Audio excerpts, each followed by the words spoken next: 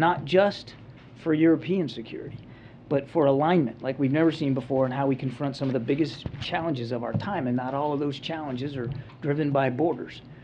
Throughout the G7 summit in Germany and NATO summit in Spain, you're going to see clearly how the President's day one focus on revitalizing alliances and partnerships has allowed us to seize this moment to benefit the American people, support Ukraine, and hold Russia accountable, all while staying focused on the other challenges that define coming decades, and that includes the challenges posed by China.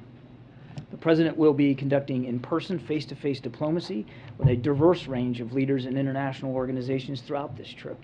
He knows better than most that there's no substitute for that kind of personal engagement. You don't surge trust, you got to build it. In Germany, the President will meet with Chancellor Scholz, who holds the G7 presidency, to continue close coordination on the G7 agenda and the core priorities we'll advance together in the coming days. Some of these priorities include new commitments to further isolate Russia from the global economy, target the Russian defense supply chain, and continue cracking down on the evasion of these unprecedented sanctions. Because of our actions, Russia is struggling to make bond payments, edging closer to default, and our measures will only tighten the screws and restrict revenue Mr. Putin needs to fund this war. You will also see new commitments on managing the impact that Putin's war has already had on energy and food prices. All this is in keeping with the principles President Biden outlined before Russia's further invasion of Ukraine. And that is that we will work together to ensure Ukraine can defend itself on the battlefield and be in the strongest possible position at the negotiating table as we maximize the cost to Putin and his enablers and minimize the impact of his war on the U.S. and our allies. You also see the G7 come together on some of the key challenges posed by China, as I said. And last but not least, President Biden will formally launch the Global Infrastructure Partnership that G7 leaders agreed to explore last year to offer a positive alternative to infrastructure models that sell debt traps to low and middle income partner countries and advance U.S. economic competitiveness on our national security. These lines of effort at the G7 will build on the work we've done over the past year to drive the global economic recovery and serve as a leader in imposing significant and swift costs on Russia for its war. We've heard for years now people talking about how the G7 was becoming a spent force. But President Biden's leadership and this pivotal inflection point have buried that storyline. The G7 is among the most potent institutions in the world today, with like-minded democracies solving problems. Now, after the G7, the President will meet with President Sanchez and the King and Queen in Spain. Spain, as you know, is hosting the NATO Summit. At the NATO Summit, leaders will announce new force posture commitments to strengthen NATO's defense and deterrent posture. The U.S. will announce steps to strengthen European security alongside expected major new contributions from allies. And for the first time, the summit will include Indo-Pacific leaders from Australia, Japan, New Zealand, and the Republic of Korea, making clear that whether it's in Europe or the Indo-Pacific region, the United States and our allies and partners will defend the principles of sovereignty and territorial integrity. Now, finally, the trip will also serve as a clear contrast to some early predictions that never really played out. Instead of a shaken West, for instance, we are more resolved than ever to support Ukraine and are leading that effort head-on at both the G7 and the NATO summit. Instead of distracting us from the Indo-Pacific and China, the President's leadership with respect to supporting Ukraine has actually galvanized leaders in that region and effectively linked our efforts in Europe and in Asia. And those Asian countries that will be participating in the NATO summit, I think, speak volumes about that fact. And on top of all that, we've strengthened our determination to advance a democratic vision that will define the coming decades in terms of building fairer economies, shaping the rules of the road for tech, cyber, quantum, space, climate change, and a whole lot more. The President has never been more confident that this vision will win out over more autocratic and corrupt visions. And he's looking forward to this trip to advance all those elements. With that, we'll take questions.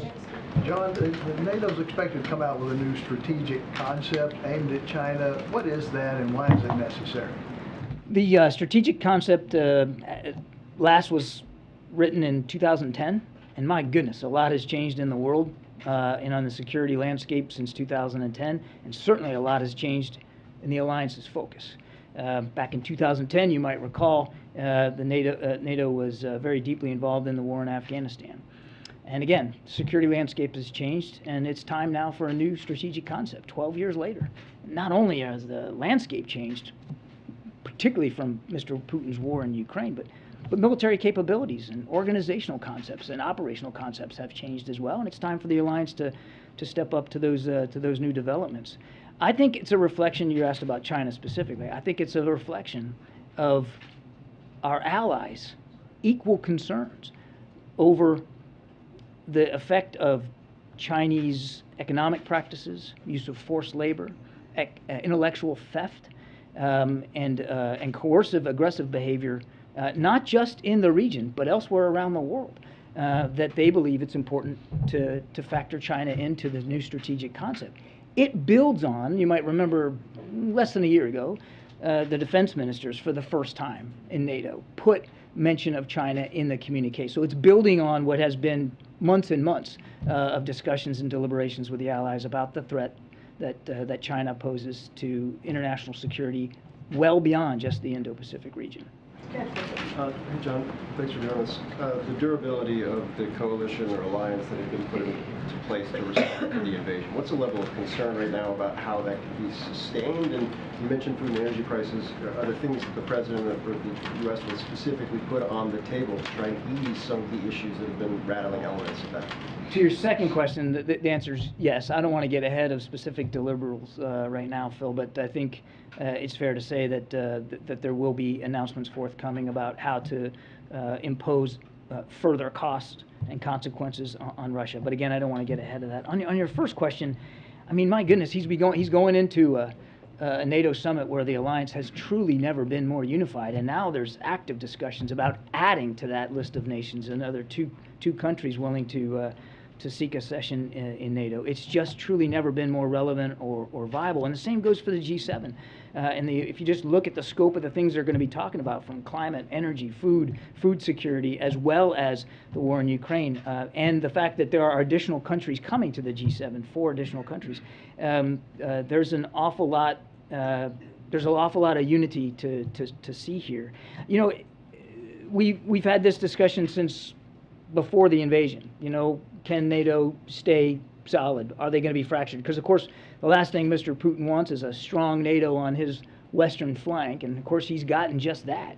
And we haven't seen any fractures or fissures. I mean, every country speaks for themselves. Every country has concerns for what they're willing to do or not do. But as far as the alliance goes, it truly has never been stronger or more viable than it is today. And the president's looking forward, when he gets to Spain, to seeing that in real time. Nadia. Thank you. John, I noticed that you have invited other countries to join, like South Africa, Argentina, Senegal, and India. And Indonesia. And Indonesia. Some of them have huge economy and others have lesser economy. What was the significance of inviting these countries? And is it an attempt from the administration to tear them off from any alliance with Russia? To splinter them off from alliances with Russia? It could be a potentially could be some of them, not all. So these additional countries that you mentioned, they have been invited because there's certain agenda items at the G7 that will apply to them, and I'll let them speak for their involvement in those sessions and the relevance to them. But because the agenda is so diverse and so deep, it was deemed appropriate to bring them into that discussion. It is not about trying to splinter them off or coax them away from any other association or partnership that they might have with another country. That's not the goal here. The goal is to unify around a set of common principles and initiatives that the G7, you know, you'll hear more about this at the summit, but that the G7 wants to advance in terms of climate change, energy and food security. As I said, adding additional costs and consequences to Mr. Putin, further isolating Russia. All these nations have a piece of that, and certainly in the G7, there's unity around that sort of an agenda. Yes, ma'am. You were talking about the effort to add 2 additional countries to NATO right now. There's obviously been real challenges as it relates to Turkey with the addition of Finland and Sweden. Can you take us as best possible behind the scenes of the status of that, if there's going to be a direct contact between President Biden and President Erdogan, and how you go about shifting that? Because I know there's unity among the members of NATO, but there's not unity among the members of NATO about the addition of the fast track of those 2 countries. Yeah, so clearly the potential accession here of Sweden and Finland will be on the agenda at the summit, no question about that. And actually, there is terrific support inside the alliance for their accession.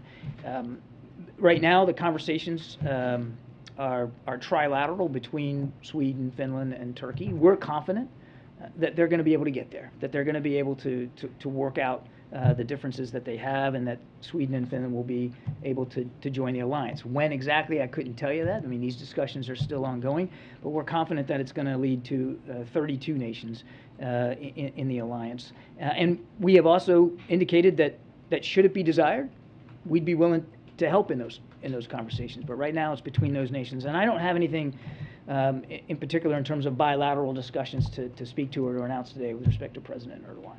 Thank you.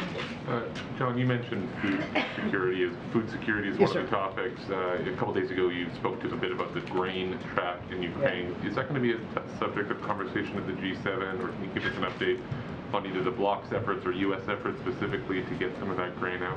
I do think food security in general will be a topic at the G7, and I certainly think that inside the context of what's going on in Ukraine, it absolutely will as well. Again, I don't want to get ahead of specific announcements one way or the other. I would tell you that we are already working with allies and partners to help try to get this grain out of the country. As I said the other day, we know it's a perishable good, and it's an important good. And we have been able to increase the flow of some grain through the West by ground routes out of Ukraine, but it's not sufficient. It's not enough, given the immense amount of grain that's sitting unused right now inside Ukraine. So we know we have to find other ways to do this, and we're willing, as I said the other day, the President's willing to keep an open mind about that. Obviously, it would certainly help if the Russians would lift what is essentially a blockade in the Black Sea and a blockade over Odessa, which they have obviously shown no desire to lift. But that's a real key here. And so I know you're aware that Turkey's talking to Russia about this. We certainly welcome Turkey's involvement in trying to broker some sort of arrangement where that grain can be transferred by sea. But I think it just remains to be seen whether that's going to be viable. There was reports out of Turkey that there might be some kind of meeting next week on this. Is there anything you can share on that? I don't have any details on that. I'd refer you to our Turkish counterparts and our Turkish allies on that. Again, we welcome their efforts to try to get this to happen, because it is absolutely, I mean, it's critical. I mean, Putin is weaponizing food literally, and this is a prime example of that. Thank you. Yes, sir. Yes, if I may ask you a question on a different topic. Is there any consideration being given to fully unfreezing Afghan reserve funds? I know that given the devastating earthquake this week, there has been an appeal to do that. Is that something you all are considering? What I can tell you is two things. One, we're still working through the processes here with respect to that $3.5 billion that you're referring to. That was assets frozen here in the United States. We're working through a series of processes, including on the legal front, to see how we can get that access quicker than we can right now. But we want to make sure it has to be done the right way, and so there's a process here that we're working through. But we're not waiting. That money is set aside, and President Biden was wise to do that, to set that money aside for use in Afghanistan for humanitarian assistance purposes, and it's still the intent in every way. But there's an urgent need now, and so the President, while we're working on that process, and we want to get it solved as quickly as we possible, and there's a lot of hoops to jump through. We're also working very, very stridently right now through USAID and their international partners to get aid and assistance to the Afghan people now. I think the death toll is now is over 1,000. We understand that, and we're working hard to get that aid and assistance to them. And frankly, it's already starting to show up through our international partners, through USAID's international partners. Can you articulate at all when you say that there are some loopholes to go through and that it may take some time, some of the legal challenges? Can you help us understand what has been some of the hang-ups? Yeah, it's not loopholes. There's a legal process here that has to be pursued to be able to apply that able to apply that funding for that purpose, and we're still working our way through that. And I think because we're still working through a legal process here, it wouldn't be wise for me to talk in too much detail here from the podium about that. Thank you, Karine. Thank you, John. So earlier you talked about the debt trap that you were going to address that issue on this trip. the global infrastructure partnership, which is going to be announced on this trip. Yeah. How is it a reboot on the Build Back Better world? And is it supposed to be an alternative to China's One Belt and One Road initiative? And I want to add a question on the allies. You're talking about the allies never been stronger. However, we see yesterday China is hosting a BRICS business forum. And we see India and Brazil sitting down with Xi Jinping and Putin. So what's White House reaction on that? Thank you. So let me take the second one first, because I tend to forget questions if I do them in the order you asked them. No, it's okay. It's just age.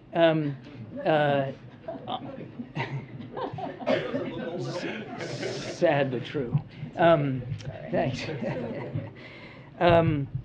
So on the BRICS, we'll let those countries speak for themselves, and for the meetings they're having and the discussions, and whatever outcomes there might be from that, they can speak for themselves. What I think is important for us to speak to today is this weekend, is G7 and the NATO Summit, and the multilateral efforts that President Biden is applying to revitalizing these alliances and partnerships, and really putting forth ideas, concrete initiatives that are gonna help our national security, help economic security, help food security. And so that's what we're focused on. Those countries can speak for themselves, and it's obviously not the first time that they have gotten together, but I'll let them speak for their agenda. Well, I can only talk about ours, and I just laid that out in the opening statement. On the global infrastructure partnership, I think this was something that the president unveiled at the G7 summit last year. And so this year, what you're going to see is him and his G7 partners really actualizing this. I don't want to get ahead here of announcements, but you'll see the G7 really putting some energy and some resources behind this going forward. And it is about, as I put in my opening statement, it is about alternatives to other models out there that are highly transactional and actually work to the disadvantage of lower and middle income countries. We think there's better ways of doing business, there's better ways of fostering economic development and infrastructure than some of the models out there, and we believe that this is one of them, and we're excited to get it started. Oh, okay. Yeah, thank you. I had a question about NATO and Sahel, because you mentioned Russia, China, but I understand Spain and also France push for the summit to also address threats originating on the southern front, like jihadism and non-military threats linked to climate change, food insecurity, migration, etc. So will this be part of the discussions as well? Look, in general, the security situation on the southern flank of NATO is almost always on the agenda, and we recognize the challenges and the threats that continue to affect security of our NATO allies on that southern flank. There's a lot of focus right now on the eastern flank, as it should be, but there remains a continued effort to make sure we're also paying attention to the southern flank. So I think in general it will come up. I won't get into details about the Sahel specifically, and that's really a better question left to those countries in the alliance to speak to. But just in general speaking, security along the southern flank remains key. John, how much longer does the White House believe the war in Ukraine will last? How much longer would you say that does the White House believe the war in Ukraine will last? Weeks, months, or years? I don't think anybody can know for sure, sir. We said when Mr. Putin decided that he was going to focus on the Donbass region, which is a more confined geographic space, that it could be a prolonged fight. And that was, a couple months ago. And we're starting to see that now play out. This is an area of Ukraine that both armies know well. They've been fighting over it since 2014, and it's largely a gunfight. It's largely about artillery. And what you're seeing now is movement in almost block by block, street by street. I mean, much smaller movement of smaller size units and smaller progress. The Russian progress has been incremental at best, and they have been thwarted at almost every turn. The Ukrainians continue to fight hard for this. So I think if anybody told you they could predict how long this was going to go, they'd be fooling you. Let me follow up on that. The longer it drags on, does that increase the risk U.S. soldiers could be pulled into a hot war with Russia? The longer every day that goes by? The president has been crystal clear that there's not going to be U.S. troops fighting in Ukraine. What we are going to do is continue to help Ukraine defend itself, and that's why we just announced yet another package, $450 million today, to help that be the case. What about Russia condemning Israel? Russia has been threatening Israel for helping Ukraine, and also for Israel bombing the Damascus, Syria airport. Any response to Israel that's being threatened by Russia? I think our response will be the same as it has been now for the last several months. I mean, obviously Russia's feeling the pressure being isolated, the pressure of having a military on the ground that clearly has not performed as advertised. I mean, they still haven't solved their command and control problems, their logistical problems, their unit cohesion problems, their joint fires integration problems. And so they tend to lash out at countries that are providing support to Ukraine. We're grateful for the support that Israel has been providing, as well as so many other nations. More than 50 have signed up to provide some measure of security assistance to Ukraine. And that shows you that this is not just a Europe problem. It's nations around the world that are stepping up to defend Ukraine. Given President Biden, regarding G7 and concrete initiatives, does the administration support Germany's proposal for G7 countries to set specific minimum standards for each country to cut fossil fuel emissions and combat climate change?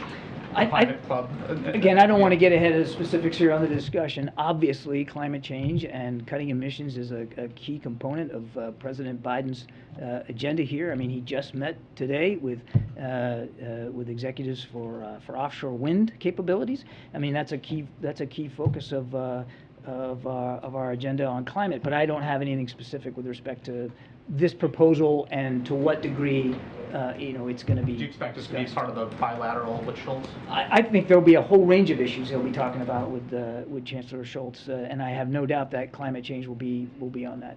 Yeah. Jane, and then the woman behind you. Thank you, Kelly. Jenny, how you doing? Good to see you. Been a long time. Yeah, thank you. I know what's coming. Yes,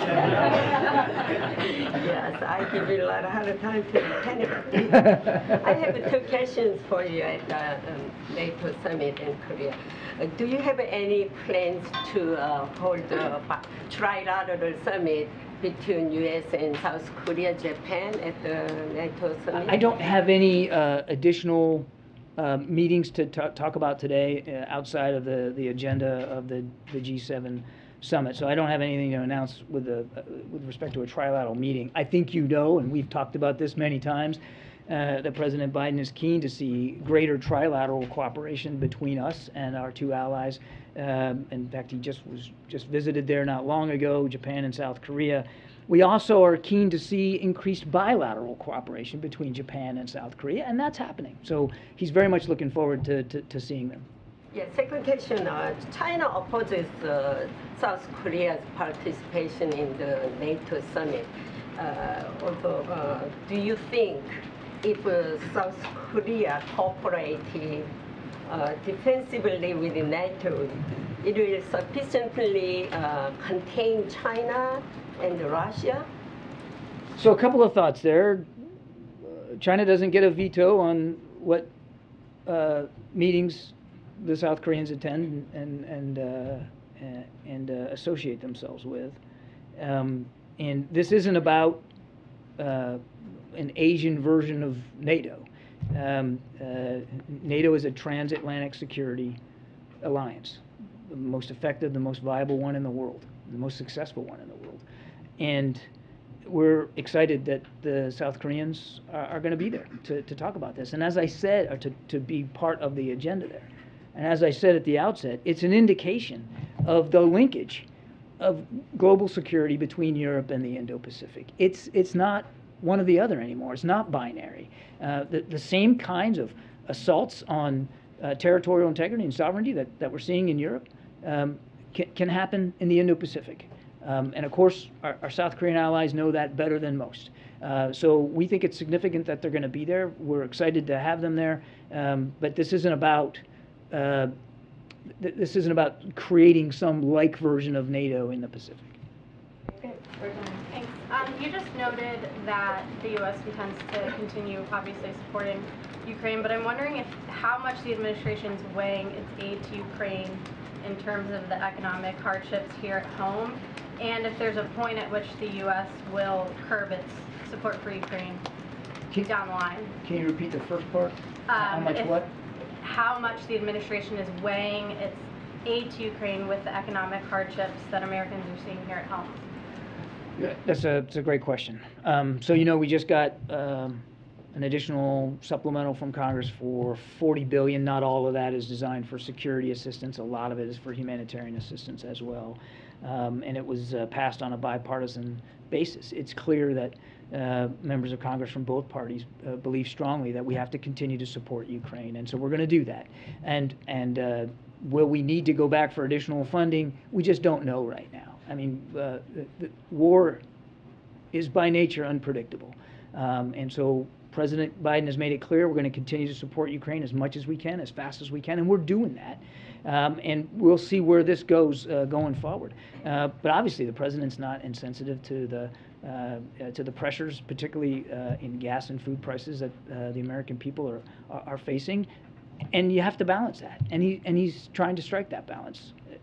He said, and I mean, he has said this since he said it, but when he made clear that we were going to support Ukraine in this fight, literally for their lives, let alone their democracy, that there were going to be costs incurred by that. And we're starting to see, we are seeing that happen right now. The president was nothing but honest with the American people about that.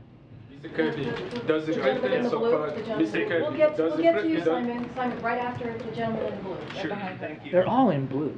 Well, this guy has like the light blue. I've got a little... Oh, okay, I got you. Yeah, it looks good. That's how we're deciding, by the way. Fashion. Yeah, not fashion, just...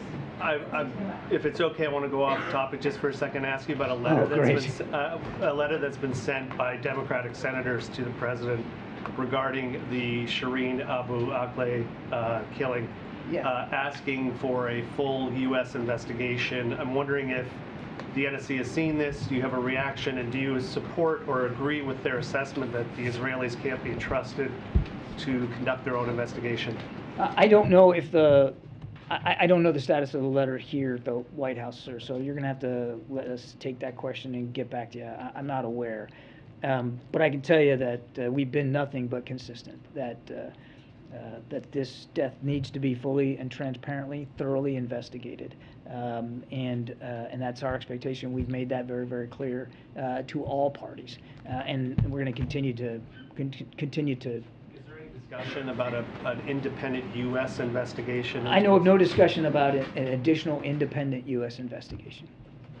Simon? Okay.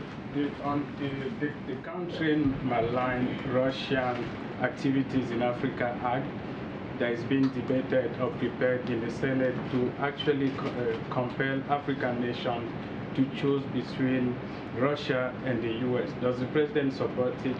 And is he concerned that by trying to almost compel African nations to choose between working with Russia and working with the U.S., he's really making it difficult for those nations, especially because African nations have had really good relationships with the U.S. and good relationship with Russia at the same time? Look, every nation has to make a sovereign decision for itself about who it's going to associate with. The act says they will identify Africans who continue to work with Russia. They will identify government and sanction government that continue to work with Russia. So I'm asking you, does the president support that act in the first I don't. I'd have to get back to you on that. I don't know if we've taken a position on this pending legislation. We understand that there are a range of security challenges in Africa.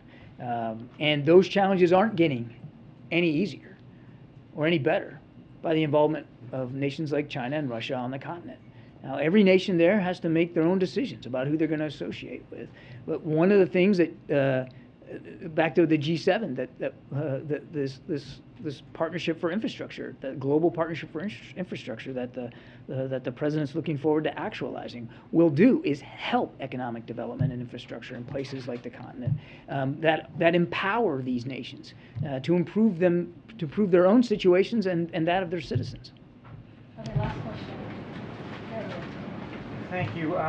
Well, since we've been here, there's been some reporting that the Senate Intelligence Committee yesterday, when they were marking up the intelligence authorization, included a provision from Senator Wyden seeking to end the practice of denying security clearances based on past marijuana cannabis use. I don't know if the administration has seen that yet, or if you have there's a position on that. You're gonna have to let me take that question, sir. I don't have any for you on that.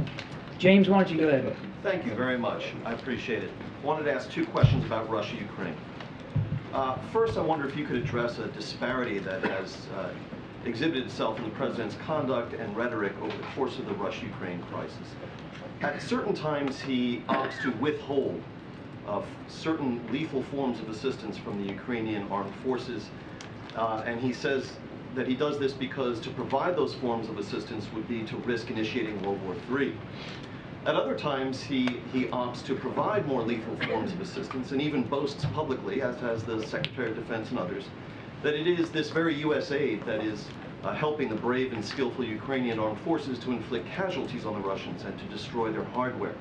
So my first question is, I wonder if you could address for us the President's decision-making surrounding these steps up what you all have called the escalatory ladder. So, a couple of thoughts there. The one escalating here is Mr. Putin, James. He's the one who decided on the 24th of February that he was going to invade a sovereign, independent nation next door. He's the one who flowed in more than 100,000 troops, thousands of tanks, aircraft, has launched literally thousands of missiles into Ukraine. That's the escalation. And I think, quite frankly, I would, with all respect, take issue with the premise of the question that we have been sort of not consistent in the kind of aid and assistance that we've been providing to Ukraine. We are working with Ukraine lockstep every day about what their capabilities gaps are, what they need for the fight. And the reason, James, that we do it in parcels like this is so that we can keep it relevant to what's going on the battlefield. And so you remember in the opening weeks, everybody wanted to talk about Stingers and Javelins. And you know why? Because Stingers and Javelins were relevant to the fight at the time when Mr. Putin was advancing on Ukraine along 3 major geographic axes, north, south, and from the east. He has now constrained and limited himself to the Donbass, to a flat, more rural environment that is very reliant on artillery. And so we started flowing in howitzers. The other thing that we started to do was to train on some of these systems. In the early goings, we were focused on systems that we knew the Ukrainians could use quickly because they'd already been trained on it, because they grew up with these systems. And so that's why we were working so hard with other countries to provide long-range air defense systems like the S-300, because that's what they're used to using. So as the war has changed and evolved, which war does, their needs have changed and evolved, and our contributions have changed and evolved. And my follow-up, if I may. A few weeks into the conflict, the administration declassified and disclosed fresh intelligence passed to us through a number of administration spokespeople, including yourself, suggesting that President Putin was receiving sanitized and inaccurate reporting from his own team about the status of the Russian war effort in Ukraine. Is that still your assessment, or is it the assessment of the United States that somewhere along the line, and if you could tell us when, that would be helpful, President Putin rectified this problem, and do you believe that he has for some time now been receiving accurate reporting from his own team about the status of the war effort? We did provide some context about that intelligence reporting, which was relevant and true at the time. I don't have additional intelligence or context on intelligence to provide today. So I can't tell you definitively exactly what briefings and reports Mr. Putin is getting and how accurate they are or inaccurate, or frankly, how that information changes his decision-making calculus. It is clear to us, just in the main, that he very much is in charge of this war, that he very much is making the decisions, that he very much is responsible for the activities, the actions, the atrocities that his troops are conducting on the battlefield. Thanks, everybody. Oh, I gotta go. Karine's gonna kick me out. I gotta go. We'll never kick you out. Need my old man glasses. Get your glasses on. Thanks. Thanks, John. Thank you, John. Okay. Thanks, John. just have one thing for all of you. This morning, the number of Americans on insured unemployment hit the lowest level since 1970, lower than any year of the presidencies of Reagan, H.W. Bush, W. Bush, or Trump. Today's weekly UI data is consistent with a job market where unemployment is low and people can seamlessly find jobs. That's not all what a recession labor market looks like. We brought unemployment below 4% 4 years faster than forecasters thought was possible before we passed the American Rescue Plan. We have added an average more than 400,000 jobs per month in recent months, and as we make a transition to steady and stable growth over the course of the next year, even something closer to the range of 150,000 jobs per month would be consistent with an unemployment rate as low as it is now and a sign of a healthy economic transition. With that, Amr, you want to kick us off? Yes, thank you. On the Supreme Court decision today on New York's concealed carry law, is the administration concerned that, and this comes, on the cusp of major legislation here in Washington, but I was wondering, is the administration concerned that for whatever efforts you might make on gun legislation, we're now in an era of conservative high court that's been probably conservative leaning for a while, that is oriented toward gun owner rights. Are we now in a period where, for whatever the president may try, that gun owner rights are just going to be expanded? Well, let me just say that we are disappointed by the Supreme Court's ruling today. The Second Amendment, as you've heard the president say, is not obsolete and permits common sense gun regulation. Justice Department defended New York's concealed carry law, which had been in place since 1911 and imposed only a modest burden on most gun owners. The law applied only to handguns and public places and contained an exception for people who could establish an actual articulable need for self-defense. Despite the setbacks, the president earlier urged states to continue to enact and enforce common sense laws to make their citizens and communities safer for gun violence. As it relates to what's happening in Congress right now, we think that's separate and apart. Clearly, that is a bipartisan effort. The president is encouraged by what he is seeing. The culture vote happened today, so it's moving along in the right direction. Look, when the president went to Uvalde, when he went to Buffalo with the First Lady, those are trips that he does not want to do again. The president understands he's had a long career in doing gun reform, in ending gun violence since he was a senator. We have not seen this type of bipartisan type of coming together to push this legislation in decades. So we are definitely encouraged by what we're seeing, and the president wants them to move quickly so he can get to his desk and he can sign that. If I could ask just one more. Sure. Secretary Granholm met with oil executives today. I guess has peace between the administration and the oil executives broke out, and more importantly, have some concrete ideas come out of this meeting. And finally, just why did the president, he stopped by the wind executive meeting we were just in, why did he spend some time with the oil executives? Well, let me take your first question, and I have a bit of a readout for you here on the meeting. So at President Biden's direction, Energy Secretary Granholm, who was in front of you all yesterday, met with the CEOs and executives of the 7 major U.S. oil companies this morning at the Department of Energy headquarters in Washington, D.C. The meeting was a productive dialogue focused on creating an opportunity for industry to work with government to help deliver needed relief to American consumers. The Secretary highlighted the fact that the U.S. has achieved record oil production under the Biden administration, and that President Biden is taking historic actions to add to that supply.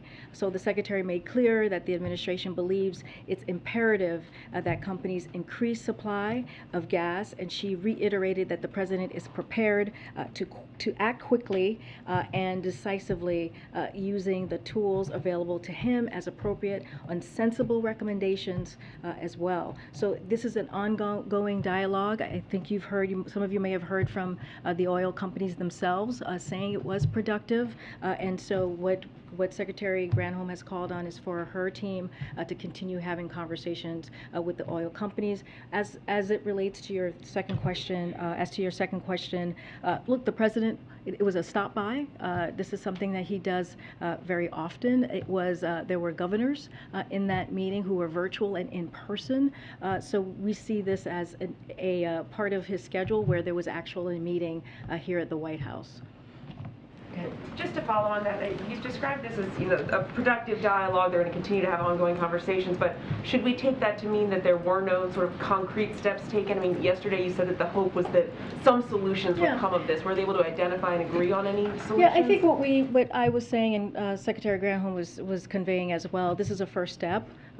With a continued dialogue. Clearly, we want to come to solutions, and I think there's going to be multiple other steps to get there.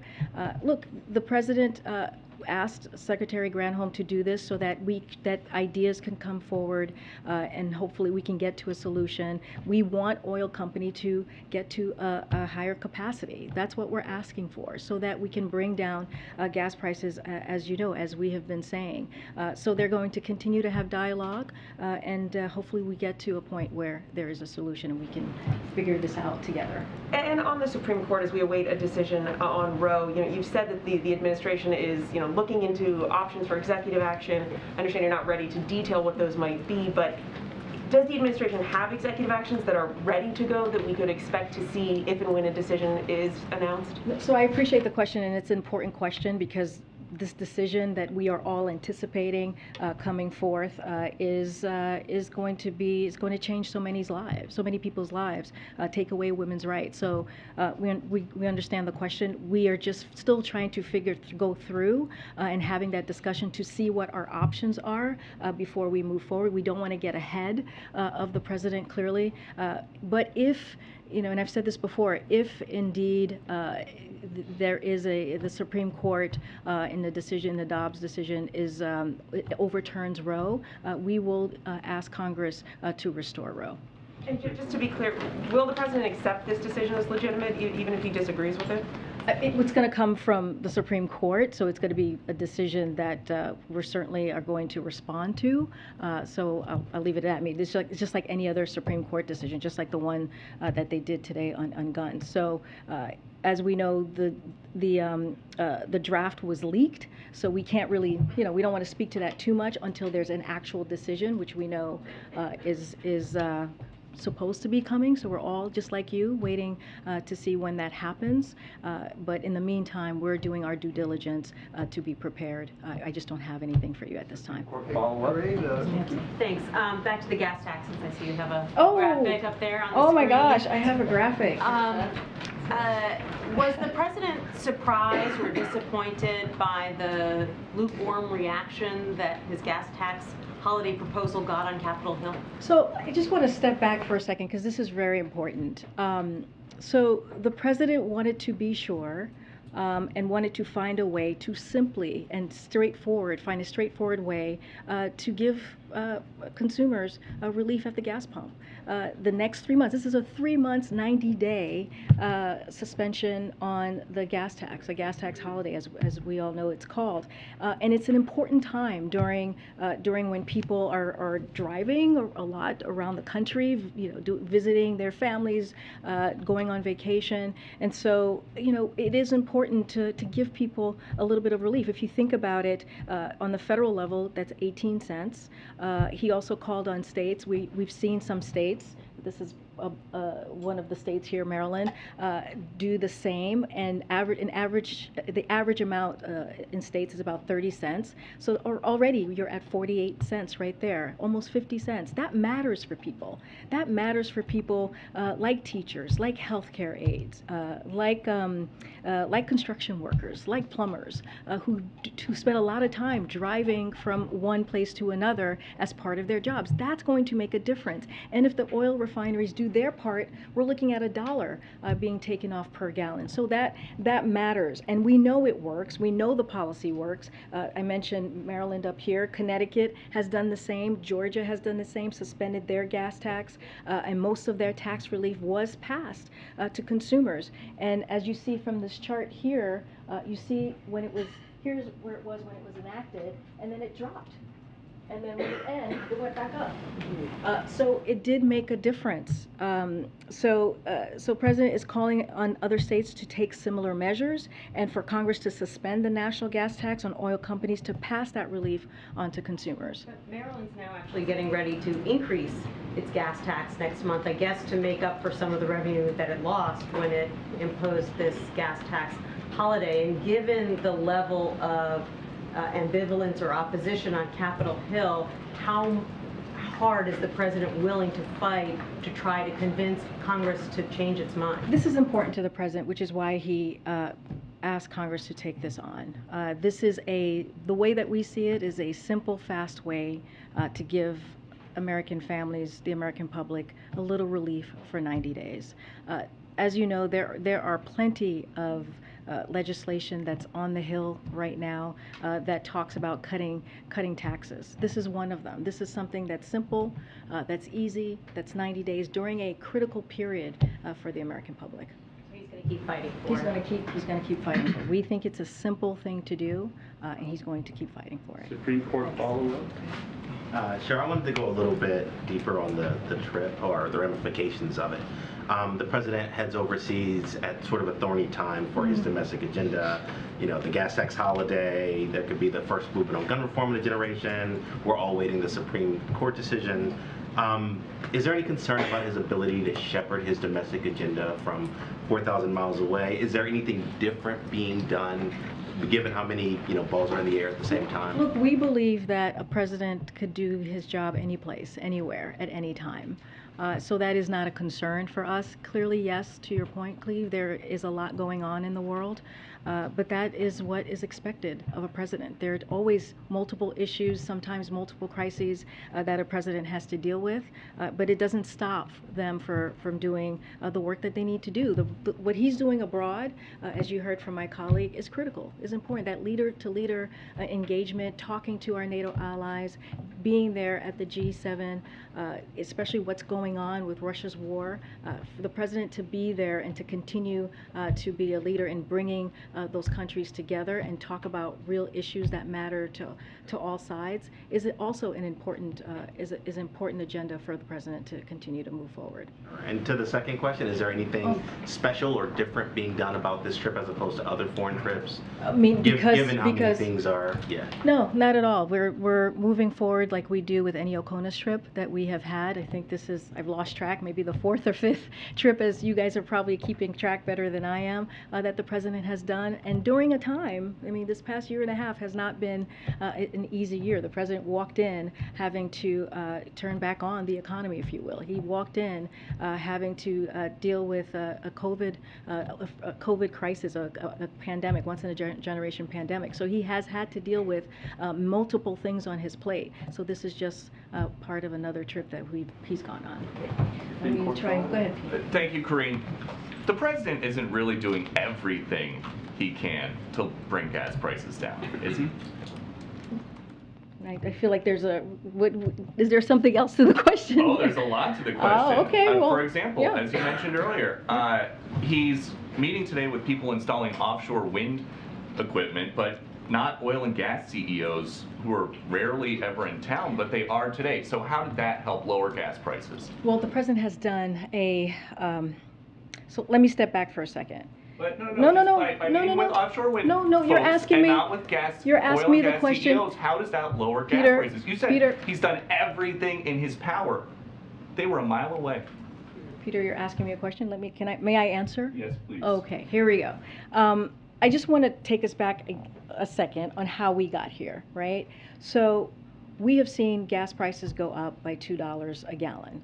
One of the reasons we have seen that, is because of Russia's war in Ukraine.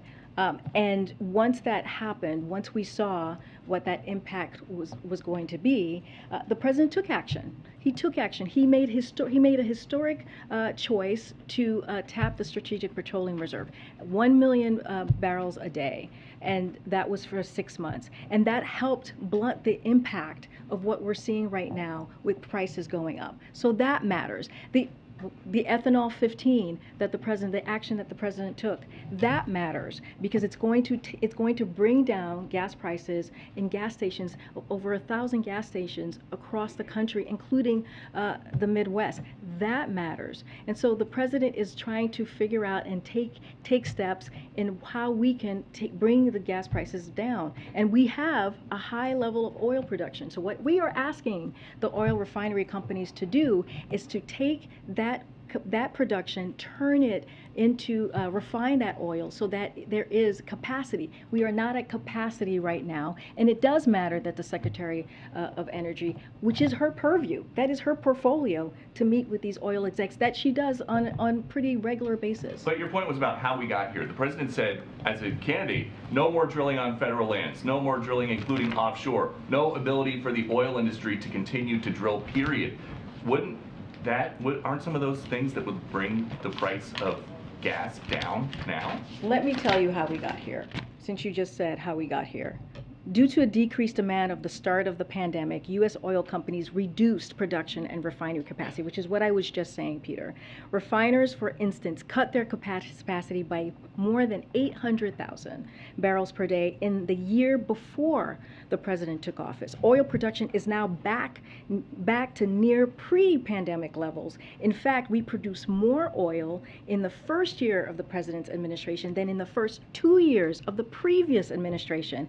And we are on track to set a new record for oil production next year this time. But oil refiners have still not brought refinery capacity back online. At the same time, as I was just stating to you about Putin's war, Putin's invasion of Ukraine disrupted the global oil supply, and gas prices have gone up nearly to $2 since the beginning of the year before the invasion. President Biden has taken historic actions again to alleviate the pressure and to blunt what the impacts that we have seen because of Putin's war, and that matters, and that's what the president has been focused on. Okay, and the president yesterday was talking about this transition to greener energy someday.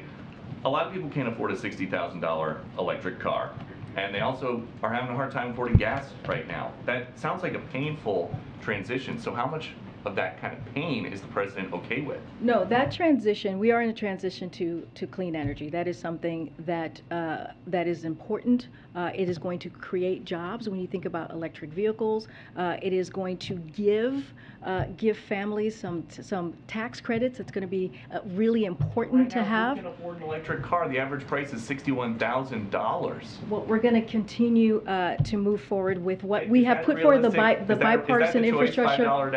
$5 gallon gas or a $61,000 That is electric not, car? first of all, that's apples and oranges. It's not the same. What we're trying to do right now is to deal with an acute problem right now, which is why the president, again, asked for a 90-day suspension of the gas tax holiday. It is going to make a difference. Peter, we're talking about 18 cents on the federal level. We're talking about an average of 30 cents on the state level. And if the oil refinery does their job, if they do what we are asking them to do, which is put their profits back in so that gas prices can go down, that's almost $1 per gallon. That matters. That matters. That matters to teachers. That matters to home health care aides. That matters to construction workers. That matters to plumbers. That matters to lifeguards. Those are the people that, and many others, who are going to feel this in a way that will give them relief at the pump. All right, we're done. Supreme Court call on the Granholm meeting, the refiners wanted to dissuade the White House from any sort of ban on fuel exports. Did Granholm agree to that? I'm sorry, I was distracted. Can you say that one more time, Steve? Ban on fuel exports. The refiners don't want that. Was that discussed at the meeting today? Did Secretary Granholm agree to set it off the table? I can tell you, Steve, that decision has not been made. There's no decision on that at this time. And secondly, on the gas tax holiday, has the president talked to lawmakers today about this to try to get them on his side? So I don't have any meetings to preview for you at this time, but we are going to, our Office of Ledger Affairs is in constant communication with folks on the Hill. So that is going to be an ongoing conversation. And the president, this is something that the president thinks is going to be really important for the American people, to give them that relief, a little bit of breathing room, as you hear the president. I'm going to just take a couple more questions. On refinery capacity, refineries right now are operating at about 93-94% capacity. When you talk about asking them to increase their capacity, bringing other refineries online is not as simple as flipping a switch. Do you want them to take 93, 94% up to 98%? How are you guys thinking through the problem as it exists in terms of what they can do? So there's a difference between the share of existing capacity being utilized and the amount of total capacity available. The overall capacity of the U.S. refining industry fell due to the pandemic, which is what I was going through earlier, and that capacity has not been brought back online even as consumers' demand has returned thanks to the President's recovery plan. So the President is calling again on U.S. refiners to increase capacity and output in the near term and making clear he is committed to using all reasonable tools and authorities as appropriate to help. And so there is a difference there. And so we're asking them to increase that capacity, which we have not seen yet. Bringing us back online, one of the issues has been, willing to invest or on the CapEx side. Is the administration looking at anything on the regulatory side they think they can do to help that process along? So I don't have anything here to share on what else we might be looking at. Again, the President is willing to use his executive authorities. We just haven't made a decision. We want to come to a resolution here or a solution. That's why Secretary Granholm had this meeting today, where they're going to continue to have the discussion. And so that's what we would prefer. And so that's where the direction that we're going. At the same time, making sure that the gas tax holiday, making sure that we're doing other things as well to do our part. Again, the gas tax holiday is a one of the solution, right? It's not the whole thing. We've done a series of things, and the President's going to continue to see what else he can do to give relief to the American people. Go ahead. I'm just going to take a couple more. Does the administration have any response to Intel announcing that it is indefinitely delaying the groundbreaking of its very large semiconductor facility in Ohio? I don't have any more information on that. I heard that reporting. I would have to check in with our team, but I don't have anything to share from the podium today. One of the things that has come up before today's meeting with Secretary Granholm was Jones Act waivers. Is that something that was discussed in the meeting, or do you know if that's still on the table for the President? I don't have more to share from the meeting, from what I just read out. So we don't know whether it was... I just don't have anything from what I just read out. But the President hasn't ruled it out? I just don't have anything for you right now, Josh. Okay, then going to Bill's question, I mean, part of the reason capacity has shrunk is these facilities are being converted to produce, or some of them are being converted to produce renewable diesel instead of petroleum-based fuels. Others are simply, old. They're like old cars been taken off the road. They can't just turn on again. So do you think those conversions should be reversed or halted, or do you think the refiners are overstating the sort of pain that they'd have to go through to turn on some of these plants again? What we believe is that they are not operating at full capacity. That is what we believe, and so just to give you a little bit here, and I said this yesterday, I'm happy to share it again. As of yesterday, I said crude oil prices have dropped by nearly 15% from 2 weeks ago, but prices at the pump have barely budged. The last time the price of crude oil was $110 a barrel, and the price of gas was $4.60 a gallon. Today, it's about 35 cents higher. That difference is a result of companies' record high profit margins for refining oil. Refinery margins have tripled since the beginning of the year. It's just the first 3 months of this year, the biggest oil companies made $35 billion, 4 times what they made in their first quarter of last year. We want them to put their profits back into refining oil so that we can bring prices down. And that is what we're seeing. There are 9,000 approved drilling permits that remained unused. So there are things that could be done that we are just not seeing happen. This is why we're having the conversation. This is why the President wrote the letter. I'm just going to try and get other questions. On the G7 very quickly, one of the things the President has tried to do is boost gas shipments to Europe that aren't coming from Russia. Is there any discussion about that we should expect at the G7, or is that more of a medium-term thing? I just don't have more to add. I don't want to get ahead of what the agenda is going to be on G7. No problem. Thanks, Josh. Go ahead. In terms of ensuring that savings from any sort of gas tax holiday would be passed along to the consumers, Secretary Granholm seemed to say yesterday that the administration, at least at first, would be relying on asking them, like, just dialogue with these companies. Is it the White House's view that that is the only option to actually ensure savings are passed along to the consumer, or is there anything Congress could mandate or any regulatory action you could do to force those companies? I mean, I can't speak to what Congress could do to mandate it. Here's what we know. We know that this has worked. It's worked in Maryland. It's worked in Connecticut. It's worked in Georgia. Maryland and Georgia are Republican governors who have made that decision, and consumers have felt the relief. So it's doable. We have examples of doing that, and so we're going to, like Secretary Granholm said, we're going to talk to the companies and make sure that the families and American people should feel that directly. They should not be holding on to any of the funds, any of that 18 cents on the federal level. At this point, though, is that the only option for the administration? At this point, just to ask those companies? at this point, that's basically what Secretary Granholm stated is where we are at this point. On expanding capacity of refineries as well, you've talked about the need, the need to do that, but there are some options the administration could take. There's a refinery that has had plenty of accidents in the past, has sparked environmental concerns, and some have said the administration could also loosen permit regulations. This refinery is in St. Croix, Virgin Islands. It's had environmental concerns in the past. Would the administration consider loosening any permitting regulations for refineries that have had environmental concerns to expand capacity? We don't have anything to share on the 2 points that you just made. All I can say is the president is willing to use his executive authority to do what he can to give relief to the American public.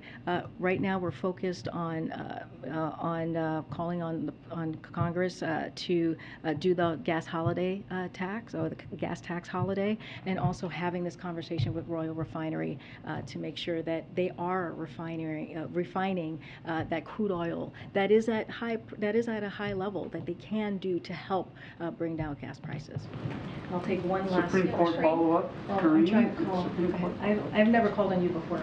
Thanks, Karine. I know you've addressed this a little bit before, but I'm wondering if you can kind of quantify how much of these January 6th hearings the president's been watching and what his overall reaction.